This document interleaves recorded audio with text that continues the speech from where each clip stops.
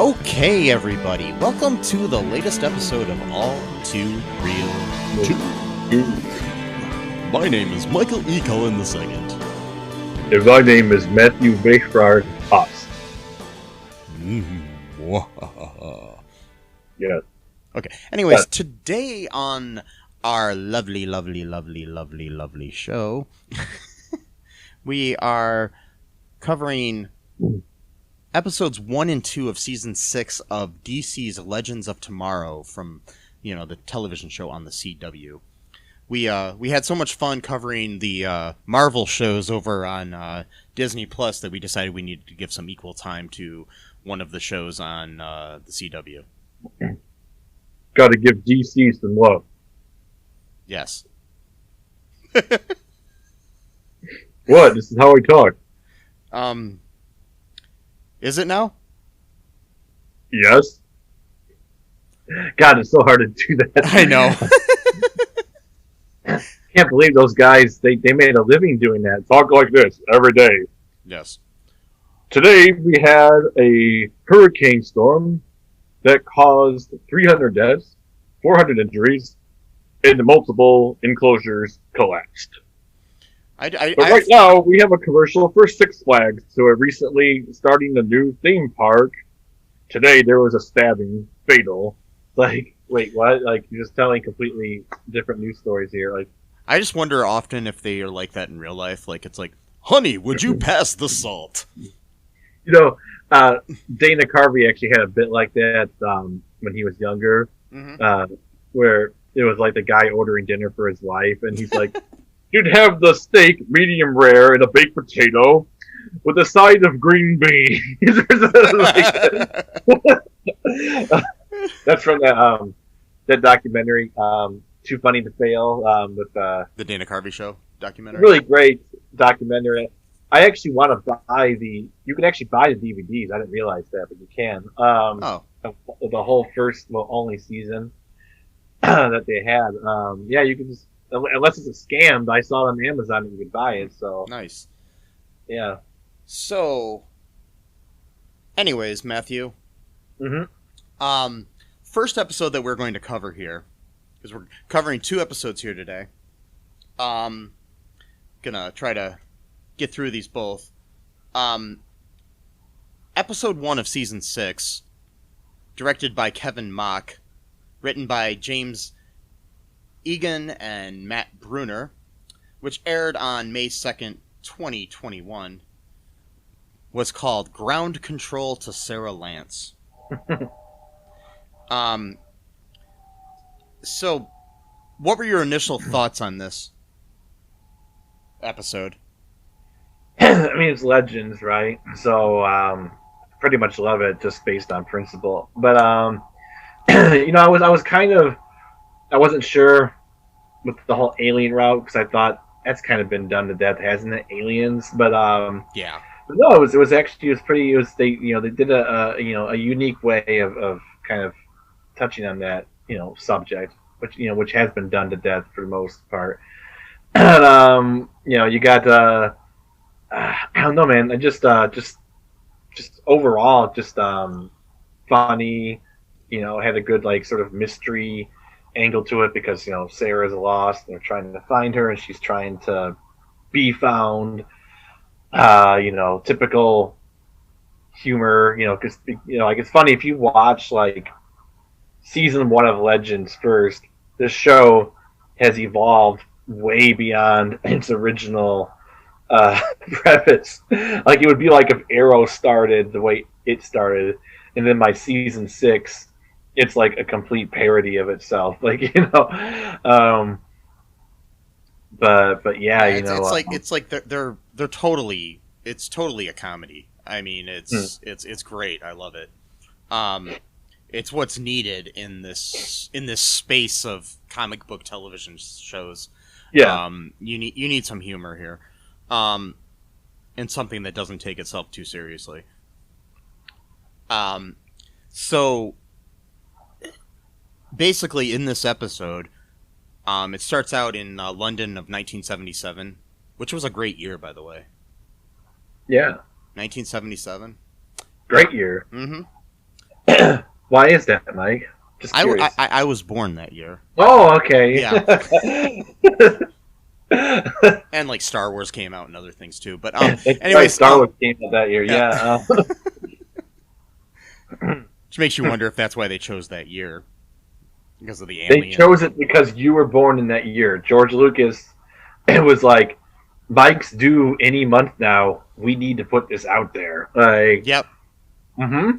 Even though he probably won't watch it for many years after this, but we've got to put it out the same year that he's born. And yes, so they this is following the events of the last episode of the previous season, which I recommend reading. You know, like definitely, you know, don't listen to this any further if you haven't watched the previous seasons of the show. Go out and watch them, you know, and then come back, you know, listen to our podcast. We don't have time to like recap 5 seasons of a TV show. Yeah, sorry. Yeah. Just can't do it. Mm-hmm. So Ava Sharp realizes that Sarah Lance is missing after basically rounding up all the other legends. And Ava, who is girlfriend to Sarah Lance, Sarah Lance, the White Canary. Mm-hmm. And they learned from David Bowie that she was, because David Bowie's in the episode, you know, because that's what happens in this show. Right. That she was going to. They find he shot a film, like an 8mm film, Super 8 film of her being abducted by aliens. And also in the thing, they find out from David Bowie that Sarah was going to propose to Ava. So that's interesting. Yeah. Yeah, so they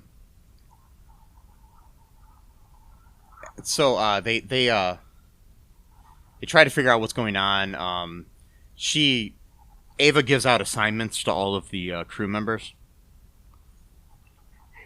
And they're basically assignments to kind of keep them busy, so right. Because she knows that they're going to be useless in this situation. Right. Except for Nate, who is there to console her and stuff like that. And they try to contact the DEO, and they're unaware of the fact that the DEO, which was the main alien experts on Supergirl, they were unaware that it was destroyed on Supergirl. So right. So that kind of tells you how much they're in their own little world. Yeah, like just completely doing their own. I mean, was that also destroyed in Supergirl though? Because I don't remember. Yeah. That was okay. All right. Yeah, it was destroyed last season. Okay, they never fixed it up or anything. No, they basically what happened on there in a fast recap is that after the Crisis on Infinite Earth, Lex Luthor was viewed as a good guy. He took over the DEO, and then there was like some big battle at one point, and they ended up destroying the DEO. Yeah. Okay. So that's basically it in a nutshell. I mean, there's a lot more nuance to that, but that's basically what happened. So John Constantine, he returns to his house with Zari Tarazi and Astra Loge.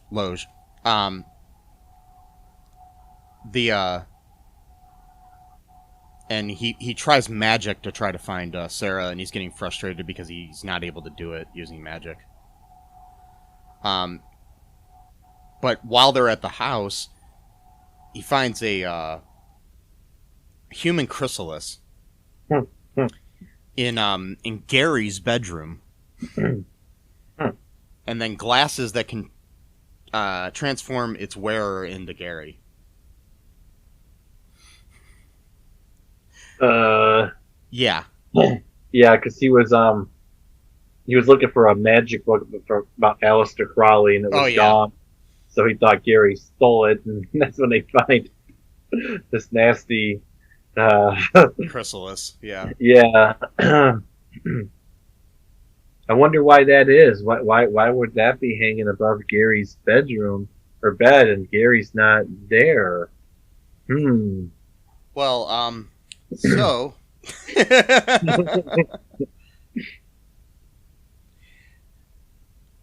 while that's happening, Behrad Tarasi reads about a girl who could communicate with aliens named Esperanza Cruz. Mm-hmm. So Ava sends him and Mick Rory to recruit her, but they end up getting kidnapped by her. Right. And in the end, Mick ends up turning things around and he kidnaps her. So, just to, speed through that. Round and round it goes. Yeah. Yeah. Yeah, she goes by Spooner now, and she's like, one of these prepper type people, just like, she's got security cameras all over her property, barbed wire fences, tripwires, all kinds of, she's got knives that she can use to torture people to get information out of them, all that good stuff. I love the fact though that Mick now has become he's becoming more like the responsible one. Yeah. Like he's almost becoming like Ava in a sense, which is hilarious because he starts off as literally a thief, like a criminal. Yeah. He's literally a villain He literally is. And but he's sitting there, he's looking for all the legends inside the Wave Rider, completely trashed because all the punks in the last episode were partying on it. He's sitting there getting his food for breakfast. He's sitting there eating hard-boiled eggs or something in really sensible breakfast, something that you wouldn't normally, think of him eating because he's always that's the other thing about Mick is that he really, really loves food, a lot. Cold cut sandwiches, just usually not something like hard-boiled eggs or really sensible, type of breakfast or whatever. I thought that was kind of funny of him sort of almost taking on a sort of parental role a little bit. So then then we catch up with Sarah on a spaceship. Ooh. And she escapes from her containment pod and then accidentally frees Spartacus. Yes, that's Spartacus. Not to be confused with Guy Patterson's character from That Thing You Do, who calls himself Spartacus. Not that guy. Actual Spartacus. Yes. Yes. The character who was played by Kirk Douglas in the movie Spartacus. Yes. The human that actually existed.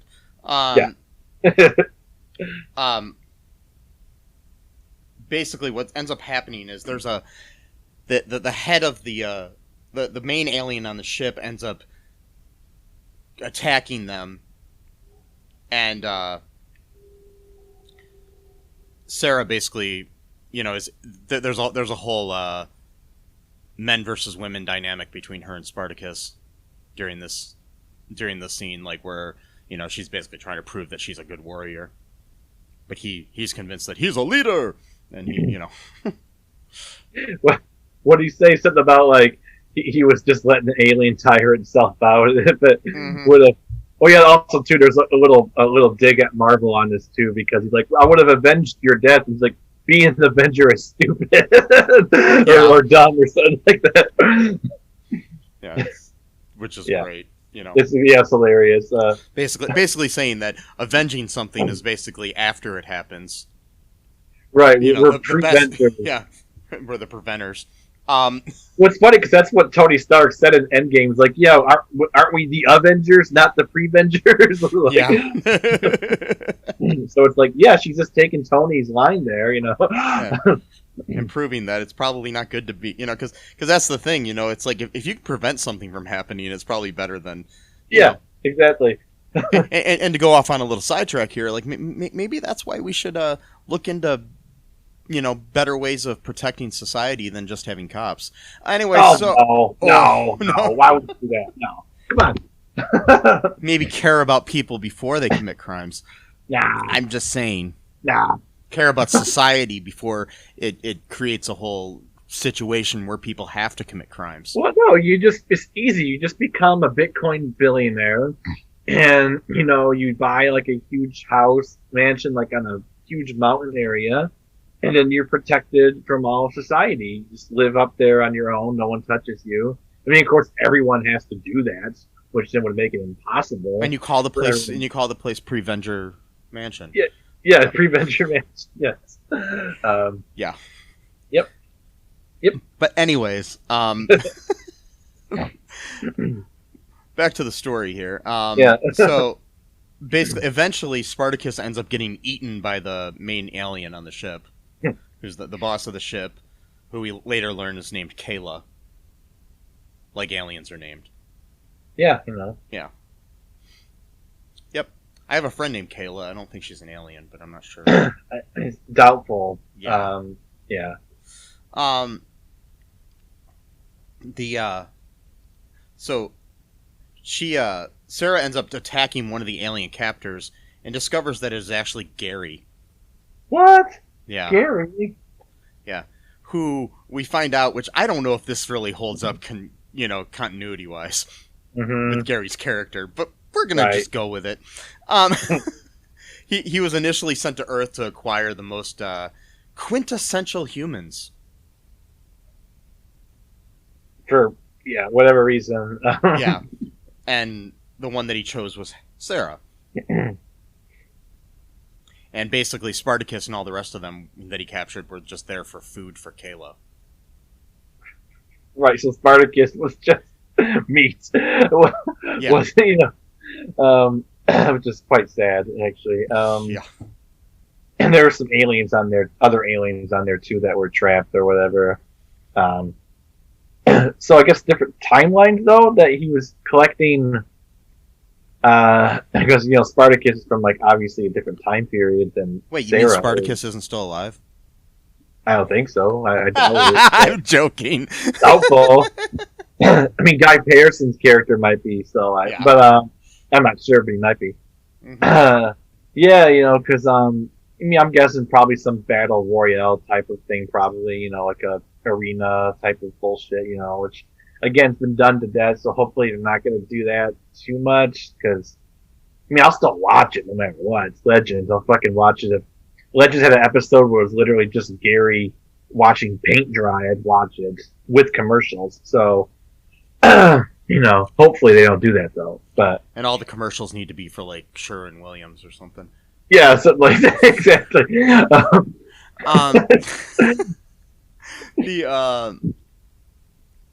And if you would like to sponsor us, Sherwin-Williams, I will repaint my whole apartment using your paint. Yeah. Are you allowed to do that? I don't know, but I will. Better have your deposit.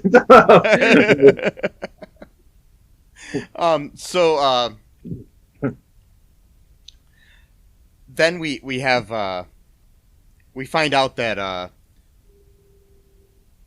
Sarah knocks out after Gary actually. Well, he helps. He agrees to help Sarah escape. Mm-hmm. Sarah knocks out Kayla, who Gary informs her is his fiance. Original. Yeah, and out of the she knocks Kayla out of the ship too. That basically releasing her from. And other containment pods into a wormhole that that was leading to Earth's temporal zone. But they fail to reach the wormhole themselves and fall towards another planet. Yep. And that's how the episode ends. Typical Gary. Yeah. It's always doing weird things with his, I would say shenanigans, but they're more of like his screw-ups. Yep.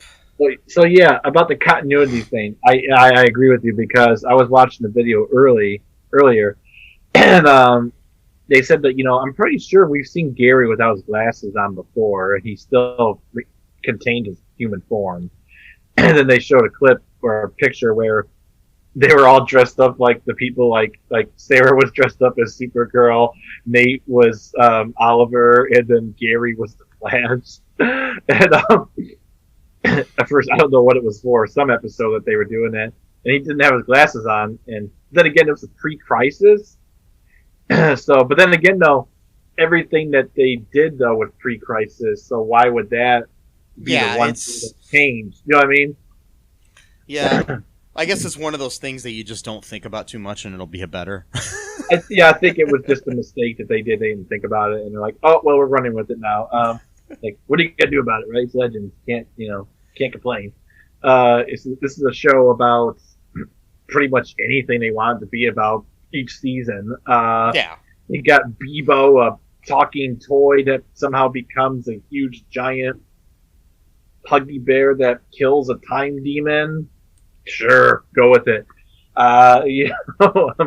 It's what you do. So I think Bebo's going to come back at some point in the season too. I'm sure. Sure. I wish Bebo was real. Like, if they actually made a Bebo toy, I would buy it. Like, I wonder if they do. We should look that up sometime. Yeah, I don't know. Maybe.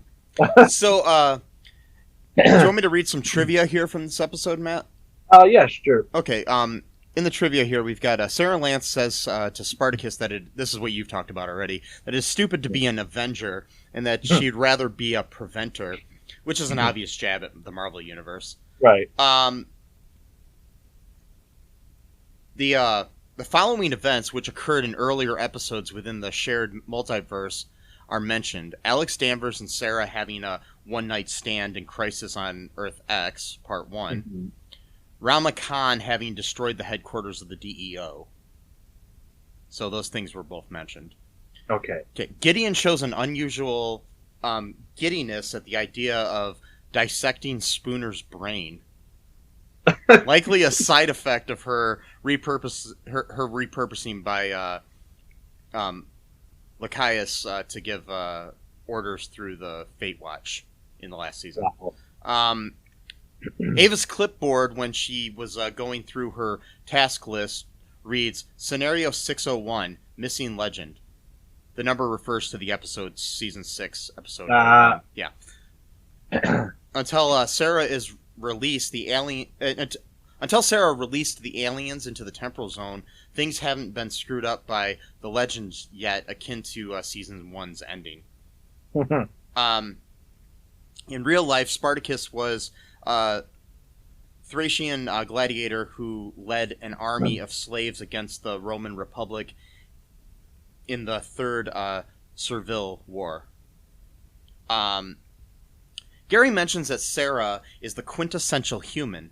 It is unknown why, but it likely does not have to do with her being a paragon. Otherwise, Ryan Choi and Lex Luthor would have been candidates. Mm-hmm.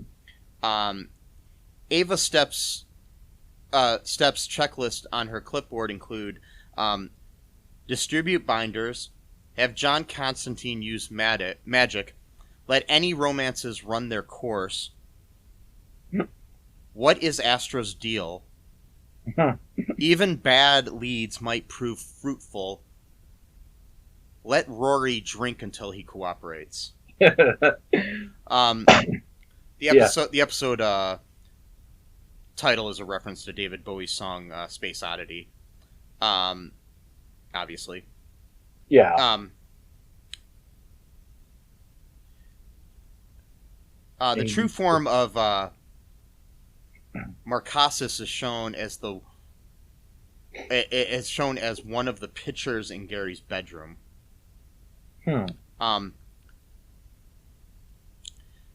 Kayla may be similar to the Supergirl villain from Prom Night, where she may be a collector and preserver of species. Either that, or she is collecting warriors for some kind of battle game. Yeah, that's what I think might be happening. I don't know. Yeah, a memorial dedication at the beginning of the episode to Scott Carroll, who passed away in 2020, is shown at the conclusion of this episode, not at the beginning. Carroll worked in the sound department as a boom operator. I'm not sure if his death was related to COVID or not.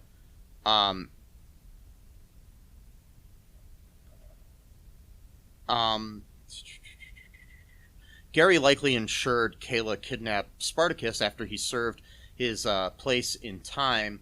Being trained by the Time Bureau would make him very cautious. So probably, made sure that it didn't disrupt the timeline. Yeah. John mentions that Aleister Crowley was a crackpot who believed in aliens. The events of this episode suggest he may have associated with them after all. Oh yeah, Aleister Crowley, he was weird dude. I think he wrote his whole scripture basically was called like the Book of the Law or something like that. And I think he claimed that he was like channeling like spirits, and I think one of them was an alien spirit that taught him like the secrets of the Quran or something like that. Just all kinds of like mishmash, stuff or whatever. He died a heroin addict. Anyway, he also helped to inspire L. Ron Hubbard to create Scientology. Yeah. Oh, super racist as well too. Yeah. Yeah. As Sarah is fighting the alien, she gives a kick and touches a panel which caused a bay door to open, which is similar to the Alien movie franchise in which Ripley uses a door to suck out the Queen Brood alien. Yeah. Gary is revealed to be an alien, obviously. Gary used to eat humans until going undercover in the Time Bureau, so... Wow. Gary. Yeah.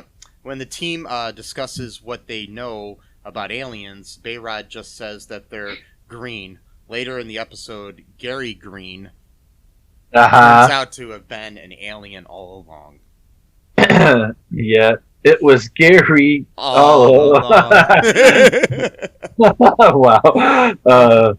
Okay, so that... Any final thoughts on this episode here, Matt? No, not much. Just it was a good one, good start to a season. About the Paragon thing too. You mentioned that wouldn't have made any sense anyway because Gary appeared in season 3 of Legends, so they wouldn't have known.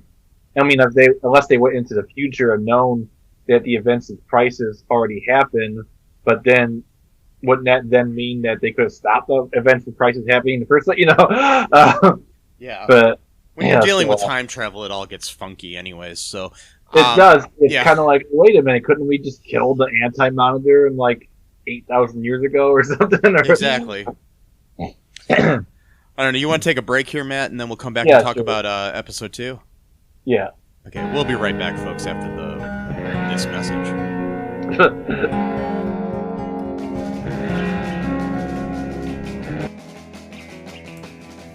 What is Gen X? What is the silent generation? What do generations have in common? Hi, I'm Trish the Dish from the Gen X Voice podcast, and I invite you to listen to conversations I have with folks from different generations, backgrounds, beliefs, and experiences in an attempt to see what connects rather than divides us. Even though Gen X has been called slackers, Karens, or not mentioned at all in some cases, we are the bridge generation, so I feel compelled to do my part to destroy ageism by bringing all these voices together. And, as a bonus, each guest gets to answer some 80s questions at the end of each show. So download and listen to Gen X Voice today on Apple, Spotify, Amazon, or wherever you listen to podcasts. And let's see how much we have in common after all. Hi, this is Catherine. host of a new fashion podcast, The Real Fashion School Dropout. Join me as I interview guests every week in the fashion and beauty space, and we gossip on all things fashion and beauty, and even get into some personal stories of their journey in the industry. You can find us on Apple, Spotify, pretty much wherever you get your podcast. Hope to see you there.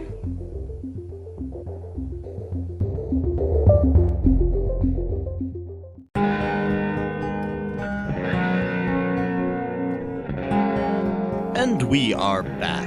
There. Hey, Matt. What? What's the Pope's favorite kind of cheese?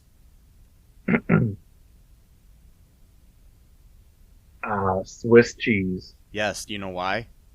Because they're holy. Yep. Oh, that's so funny. Anyways, Yep. I'm just letting you know too, if you go to Walmart and buy cheese, they have a cheese called Fiesta cheese. But if you ever anywhere see Siesta cheese, don't buy it because it probably has Ambien in it or something. Little bits of Ambien shredded in the cheese. Yes. Why do they look blue? Who cares? So those were my cheesy jokes. Anyways, I tell you the extra cheese pizza one that I wanted to, but it's a little too cheesy. Oh, I'm so funny looking. Anyways, so they back to the show here. So episode 2 of season 6 here is called Meet the Legends, and that's MEAT : the Legends. Yeah. It's directed by Rachel Tala. Talay.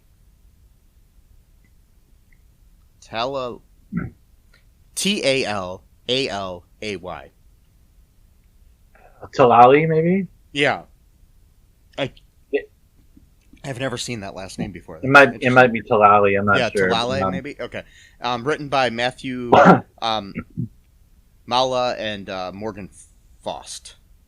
Sorry. Anyways, originally aired on May 9th, 2021. Okay, so in the last episode, we talked about how all these aliens were released into the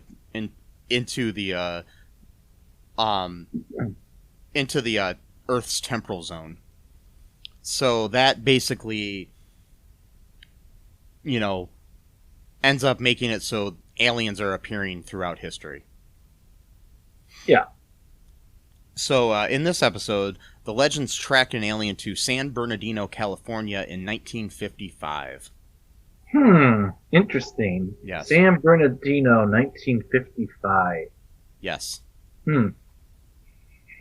What's going on then? I don't know. For some reason, though, I'm like really craving like a hamburger right now with maybe some French fries or a chocolate shake. Maybe with like a little bit of flavoring, like not a real chocolate shake, but just like some powder stuff, That happens later. Anyway, so yeah, San Bernardino was the same area where the McDonald brothers started McDonald's.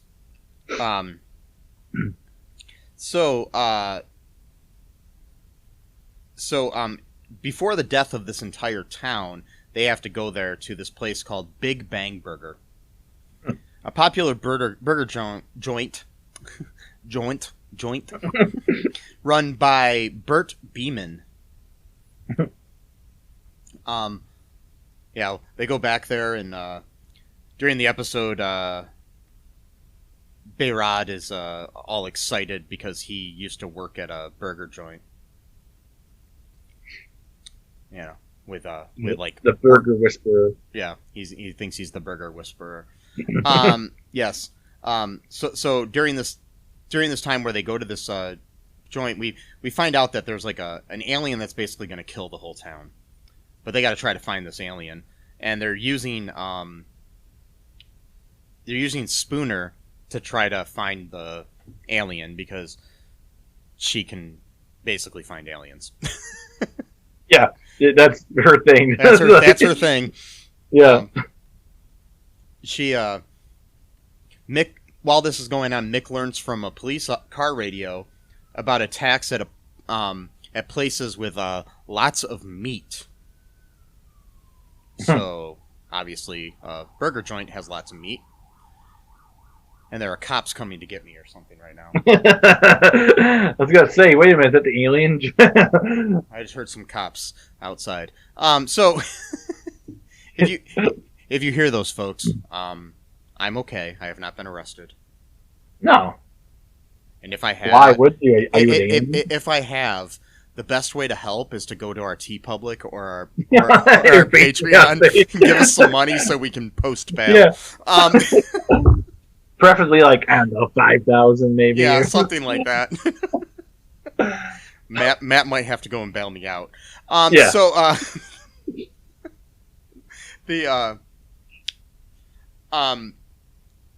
basically what ends up happening here, okay, so he finds out Mick finds out from the car radio that there are attacks on all these places that have lots of meat. So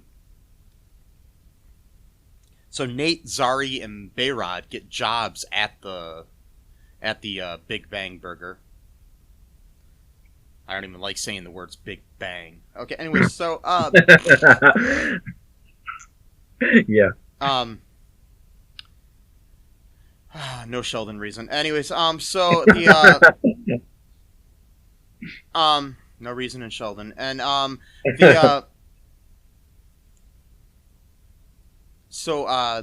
get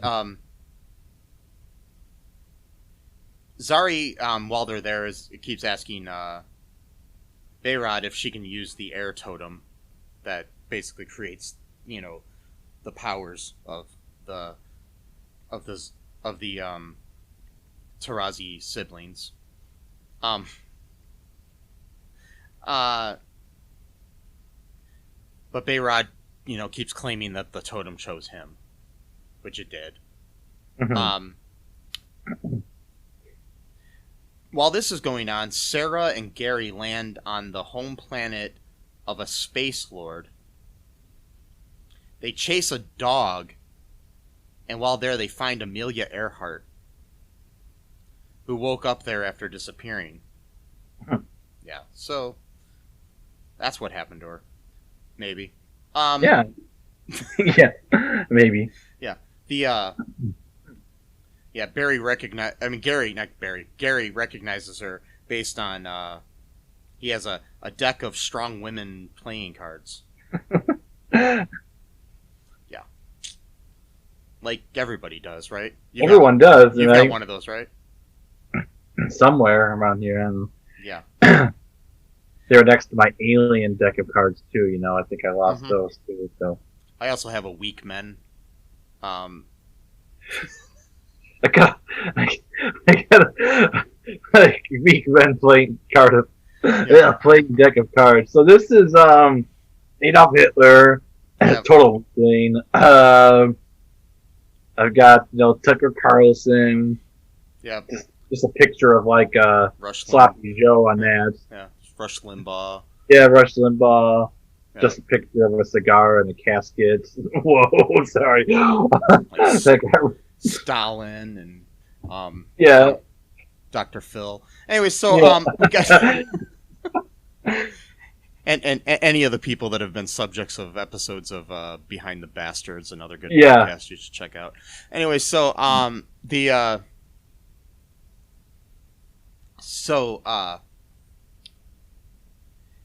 restaurant's secret sauce is ends up causing people to go to berserk. Mm-hmm. And they kind of figure out that the secret sauce is the alien. Right. So, gross. Yeah. Yeah. It really makes you want to rethink ever getting secret sauce on any of your burgers anywhere you go. Right. I don't like the phrase secret. I want to know what's in it. Yeah. Really want to know. Speaking of of secret sauce and sauces and everything, not going to give any commentary on how I feel about Chick-fil-A, but I just found something very interesting. I read an article the other day that said Chick-fil-A is limiting the number of sauce packets they or whatever packages you can get with your nuggets and all that stuff. Yeah. Because of a shortage on their sauces. Mm-hmm. And just like a couple weeks ago, Walmart started selling the sauces in their store. So I just find that interesting that they're selling them in grocery stores, and now they've become, like unavailable at the actual like restaurants. This sounds made up to me. Like they don't really have a shortage. Like I think what they're doing is like trying to get people to go buy them at the Walmart and whatnot. Yeah, exactly. Yeah. So, anyways, that's just something interesting I noticed the other day when I read that article, and then I realized that we had just started selling them at the Walmart. A right-wing Christian business is not acting in good faith. I'm so surprised. I'm so surprised that a conservative, religious-owned business isn't very fair-minded. Shocking. So shocking to me. The thing that really sucks is their chicken is actually pretty good. Yeah, I know. So it's a little Popeyes is good too. It's a little overrated. But yeah, but my thing is though, pretty much almost all these corporate fucking companies are bullshit. So, but if any of them would like to sponsor our podcast, except for Chick-fil-A, yes, I'd be more than happy to talk to you. My email address is mike@cullenpark.com. Yes, I will say things like, "I love this sandwich," and I'll also say things like, "Do you want to get something great to wash down that sandwich with? Well, you can buy this soda here." See, I can say things like that. Yeah. Yes. You don't have to really like it. I mean, if you do, it's a bonus, I guess. Yes. Then you get like free food or like a, some special, savings of it or whatever. So if you hear this, Wendy's, McDonald's, Burger King, Popeyes, KFC, Taco Bell, whoever. Taco Bell, yeah. Yeah, Rallies. I like Rallies. I live right across the street from a Rallies, basically. I live across the street from a Taco Bell as well. So, I will walk to your stores. You've got all the food groups right where you live. Yes, I do. You got Taco Bell, and you got Rallies.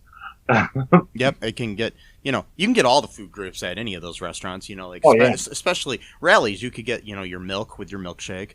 You can get your meat with your burgers, and you get some like lettuce on the burger or something. Then you got your vegetables, and then you get your bread with the bun. Right, there you go. Yeah, or the cheese on the burger. There's some dairy too. You got some dairy. Yeah, and then it's foolproof system really. So basically, if you get a cheeseburger, you're getting all the food groups you need. Pretty much every single one. Yes. That's why people who eat burgers all the time are so healthy. It makes sense. So I do seriously hope one of these days we're going to get Pop-Tarts. I don't know what it is. For some reason, that's like been a goal of mine for a long time. Is for whatever reason, I want Pop-Tarts to be a sponsor for our podcast. Like, you know what you should do? You should write Kellogg's and let them know. I think I'm going to. Yes. Like, it's. Like, to be honest, I mean, all cards on the table here. I've never been fully diagnosed. I've never been officially diagnosed. I'm pretty sure I've got Asperger's. Like, I'm not even joking. Like, I'm pretty sure I do. So, like, when I get something in my mind, for whatever reason, it sticks there. And, like, whether it be a goal or a dream or something, it's there. And it doesn't have to make sense to anyone else, but for me, it's like a fixture in my mind. So it's like Pop-Tarts. I need that to happen. I need Pop-Tarts to sponsor us for some reason, even though it's been like a year since I've actually had Pop-Tarts. If they sponsor us, I will introduce every episode with, "Okay, everybody, welcome to the show. Welcome to the latest episode of All Too Real 2, sponsored by Pop-Tarts." Yeah, kind of like how the Dana Carvey show used to have the name of the product. Yeah, it's the Pop-Tarts, or the All Two Pop-Tarts. We'll do a whole episode about the history of Pop-Tarts if you sponsor us Pop-Tarts. Yes. Anyways, back to burgers. Yeah, back to the meat. Yeah. Back to the meat of the Episode. story. Yeah. Yeah. Well, I will recommend one thing to Pop-Tarts. Don't ever make a cheeseburger flavored Pop-Tart. That probably wouldn't be good. God, don't. No. Anyway, so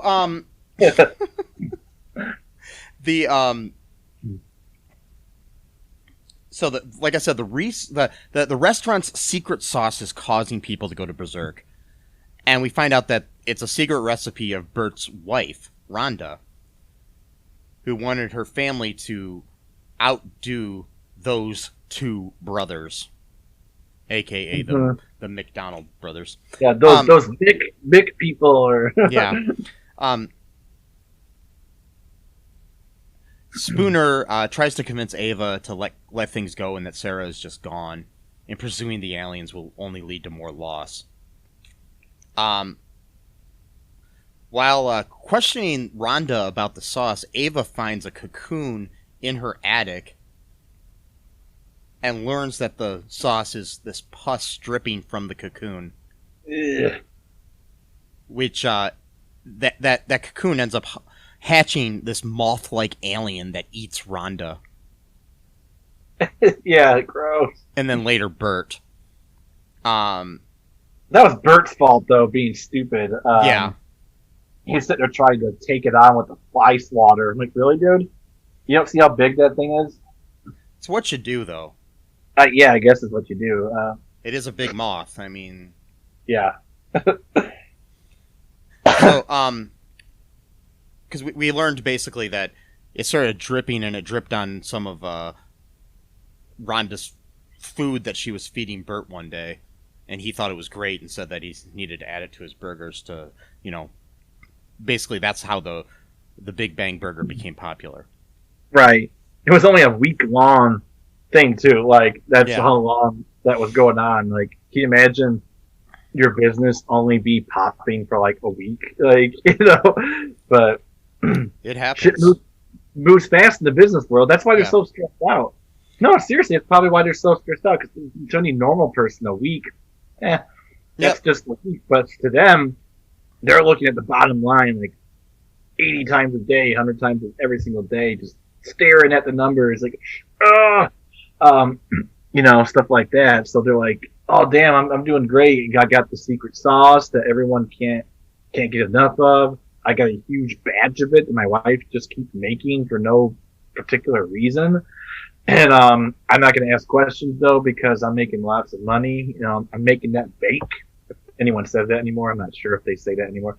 But maybe they did like 10 years ago. Making a lot of lettuce, man. A lot of lettuce. Yeah, a lot of lettuce. Oh, some dough. By the way, so there's when I was like 14, 15 or something like that, there was a news story where a guy robbed a Little Caesars, I think, and he asked for all of their dough.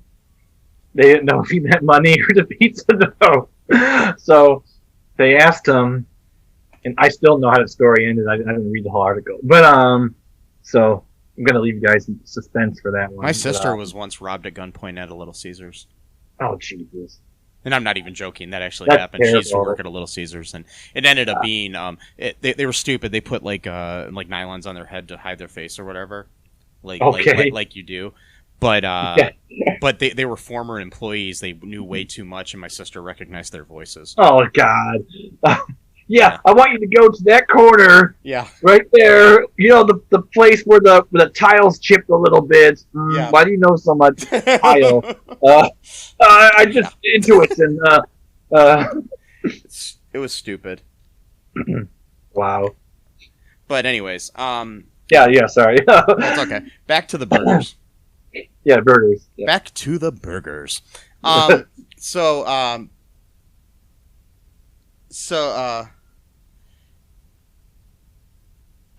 we basically Spooner ends up shooting the moth thing dead.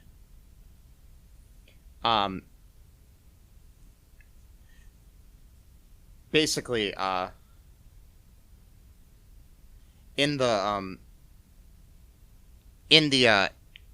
we get back to the ship, and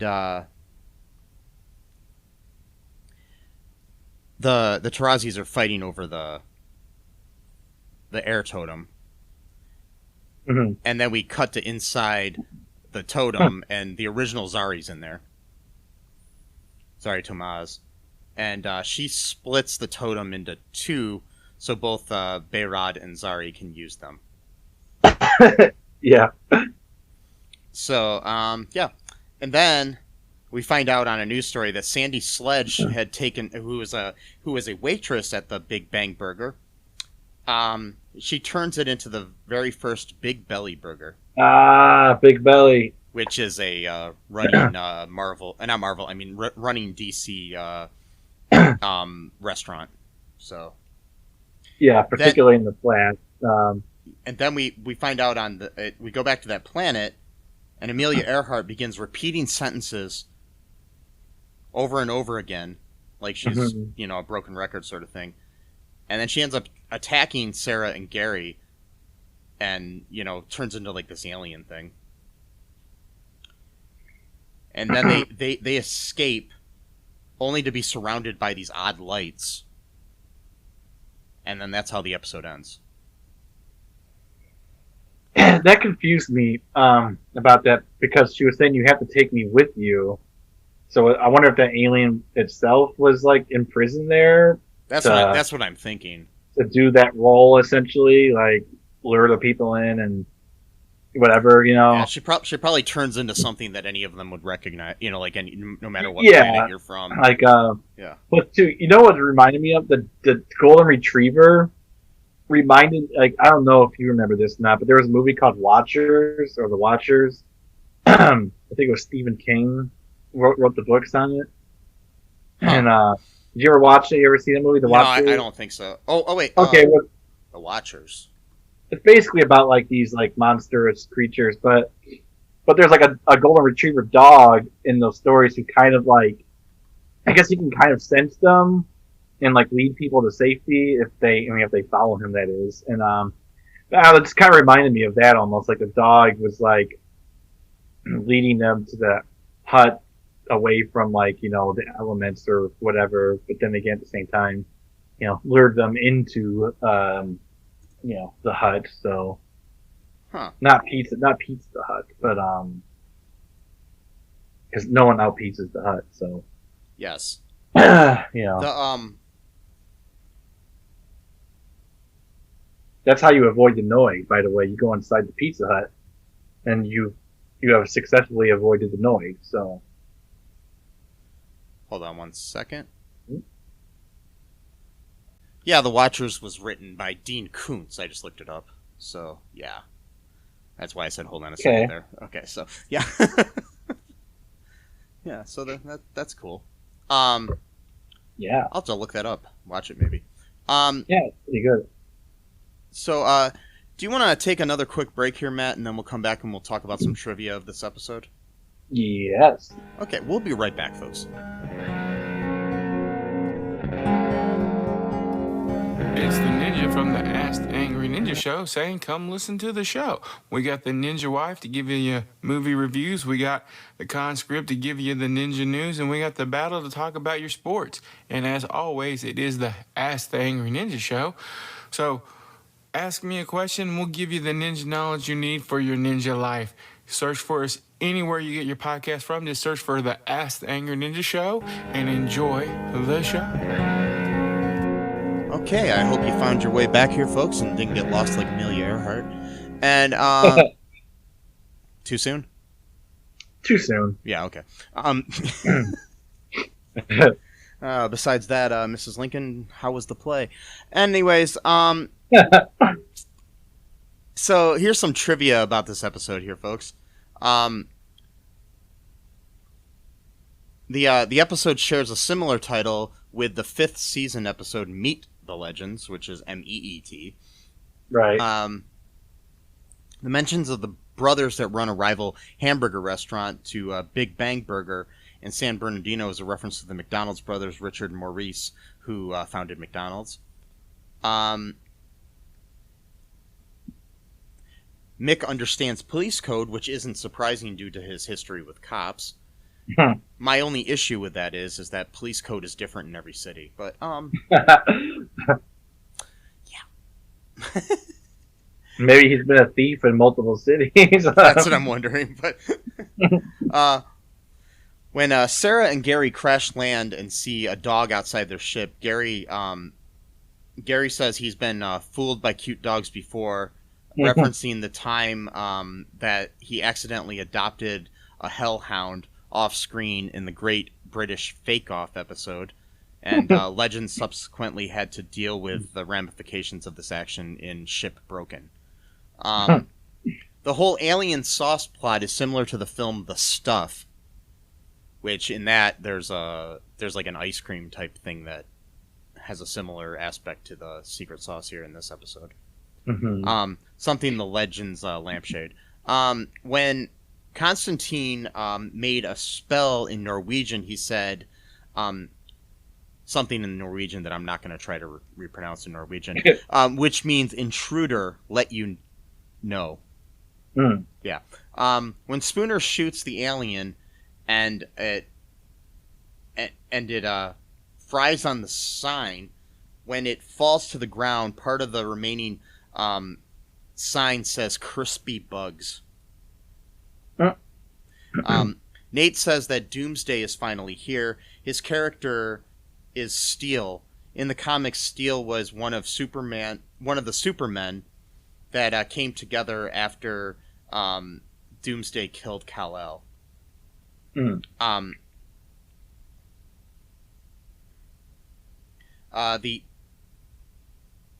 The aliens on Gary's home planet, we find out, eat their own. Zari's Dragon Ash supplement, which comes in a variety of types, including a sedative that knocks out the crazy meat-craving customers in this episode. I forgot about that part of the plot. Yeah. Amelia Earhart disappeared because she somehow ended up on another planet, possibly subverted. However, as the episode makes it unclear whether it's really Amelia or an alien disguised as her. The Legends inadvertently create Big Belly Burger in the aftermath of the alien invasion. Bert believed the Legends were undercover for the McDonald's brothers, who were the creators of the Speedy system, commonly known today as fast food. Spooner's attitude is comparable to the original Zari when she first joined the Legends. Many food historians consider the Horn and Hardnett Automat at Broadway and 13th Street in New York City the first fast food joint. It opened in 1912, serving its prepared foods behind small glass windows and coin-operated slots. Others consider the American company White Castle as the first fast food outlet. Both of them do predate the McDonald's, even though a lot of times McDonald's gets the credit. Big Belly Burger, originally Big Bang Burger, was first shown in Supergirl episode The Bottle. It's a Super Life, A Few Good Woman, and was mentioned in the Flash episode God Friended Me, and shown as a hallucination in All's Well That Ends Wells.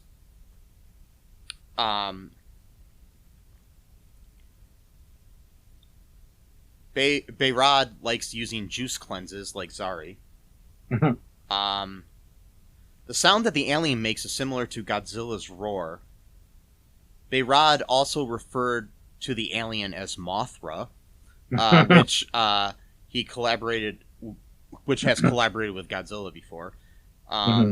It actually bears a strong resemblance to the Mutos from Godzilla 2014 and Mothra from Godzilla King of the Monsters in 2019.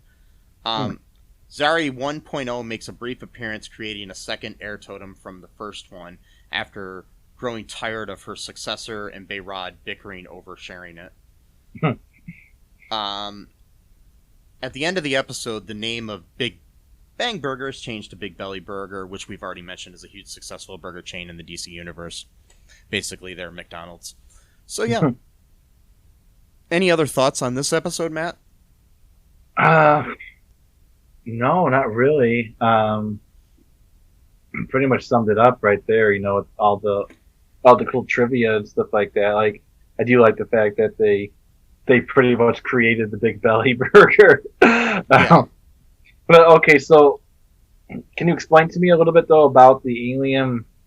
Like, what was the purpose exactly of like everyone eating the secret sauce? Like, how would that benefit the alien in any way? Like, to How feel they all went crazy and basically became violent. okay. And I think the basic end of it was that they was going to kill all the people.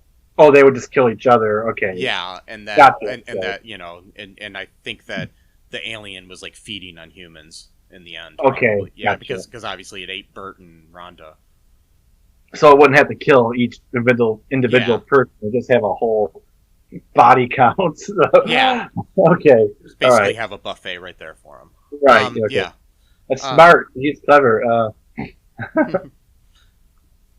Okay, so the next episode of the show, which will be airing at the end of this week, on Sunday, is called The X Factor, EX Factor. Mhm. And it looks like the basic idea is that the team finds themselves in 2045, which is the Zari and Bayrod's present, trying to defeat another alien threat.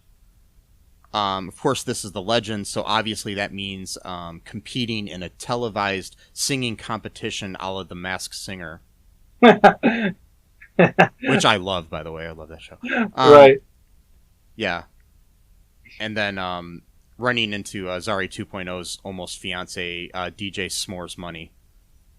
That guy.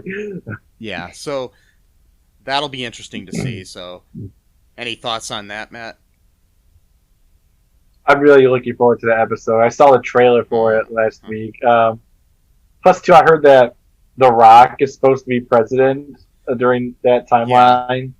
Like, Dwayne Johnson, as himself, is playing the president in an episode of Legends of Tomorrow. So he's actually going to be in it, or are they just going to show a clip of him or I something? don't know, but he, the person, is going to be president, not a character. Like, Well, yeah, I get You that. know I what was I just mean? I was just making sure. I just wonder if they're. well, I don't know if he's going to be in the episode Yeah. now. I highly But, doubt he actually went up to Vancouver to film a scene or anything. Yeah, probably not.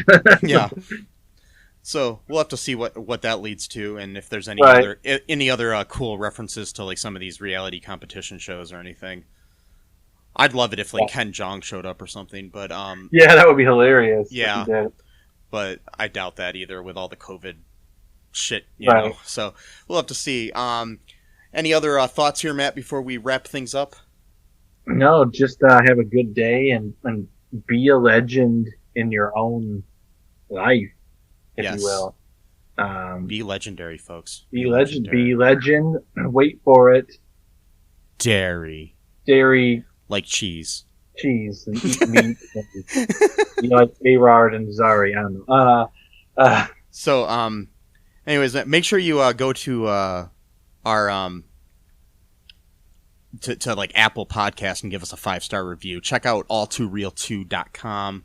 Check out other shows that are on the Geek Collective, which we have just recently joined.